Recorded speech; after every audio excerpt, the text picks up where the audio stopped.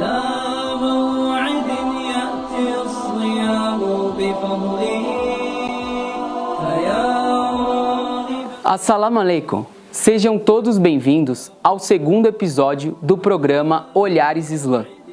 No primeiro episódio, conhecemos o Islã e hoje você vai saber mais sobre o profeta Muhammad. Que a paz e as bênçãos de Deus estejam sobre ele. Ao longo da história, Deus enviou à humanidade vários profetas e mensageiros, como Moisés, Jonas e Davi.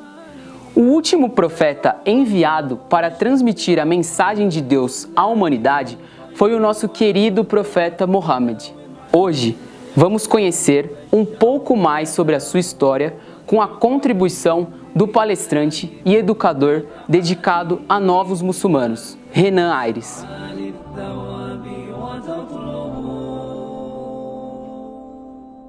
Assalamu alaikum, que a paz esteja com todos e todas.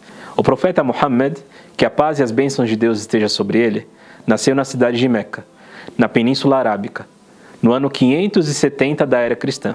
Seu pai faleceu antes de seu nascimento, e sua mãe, quando ele ainda era muito jovem.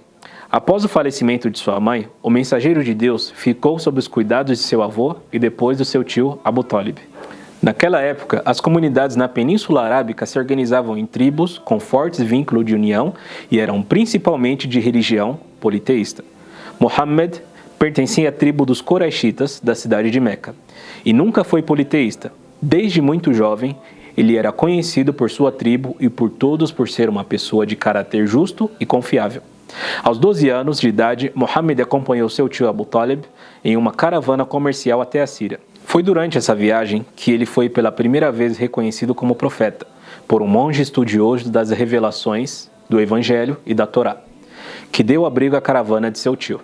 Aos 25 anos de idade, ele começou a trabalhar como comerciante para a viúva Khadija, e eles se casaram algum tempo depois.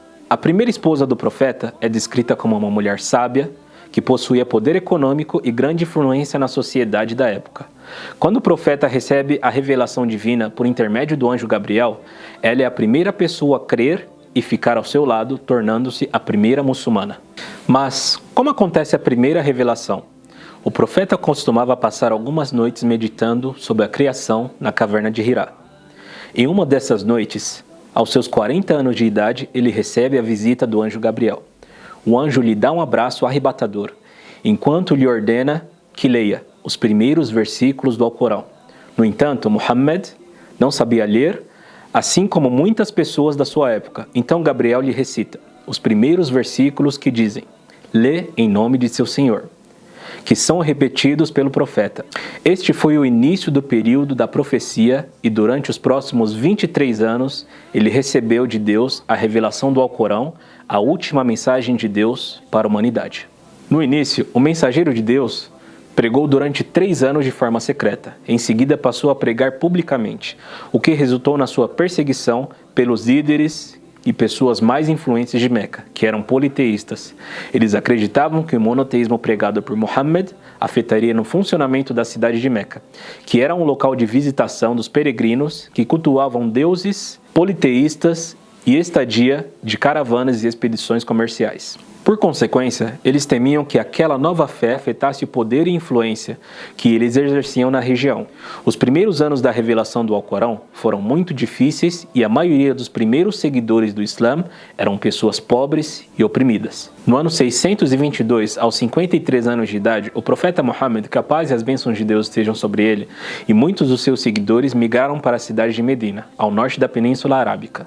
O ano da imigração do profeta de Meca para Medina ficou conhecido como Égira. Também é o início da contagem do calendário islâmico de todos os muçulmanos até a atualidade.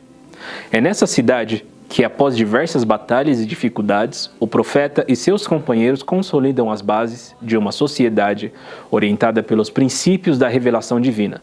Muitas pessoas reconhecem a veracidade da mensagem e se tornam muçulmanas nesse período. O profeta Muhammad era um verdadeiro líder. Após seu estabelecimento em Medina, ele envia delegações para diversas tribos da Península Arábica e até mesmo ao imperador Heráclio, do Império Bizantino. Essas delegações anunciavam a mensagem do monoteísmo puro, de que não há outra divindade além de Allah, e convidava os líderes a aceitá-la. Apesar de ser um grande líder, Muhammad também era descrito por seus companheiros como uma pessoa simples, que vivia em uma moradia sem muito luxo, que distinguisse de seus seguidores.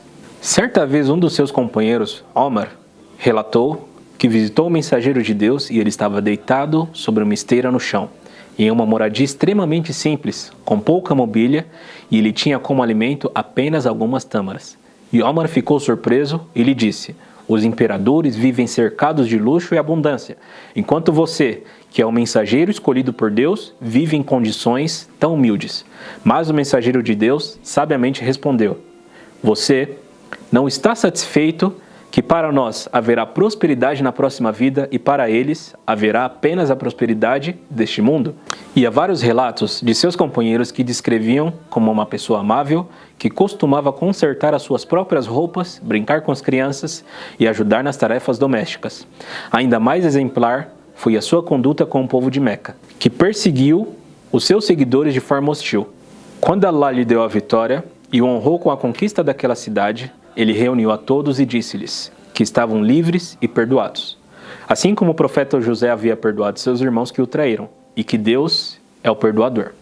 Após completar a mensagem da revelação do Alcorão Sagrado, o profeta Muhammad, que a paz e a misericórdia e as bênçãos de Deus estejam sobre ele, faleceu aos 63 anos de idade, no ano de 632 da era cristã, que é o 11º ano do calendário islâmico. Diversos filósofos e grandes líderes não muçulmanos ao longo da história, que estudaram cuidadosamente a biografia do profeta Muhammad, que a paz e as bênçãos de Deus estejam sobre ele, o reconheceram como um dos mais importantes líderes da história da humanidade e como uma pessoa exemplar.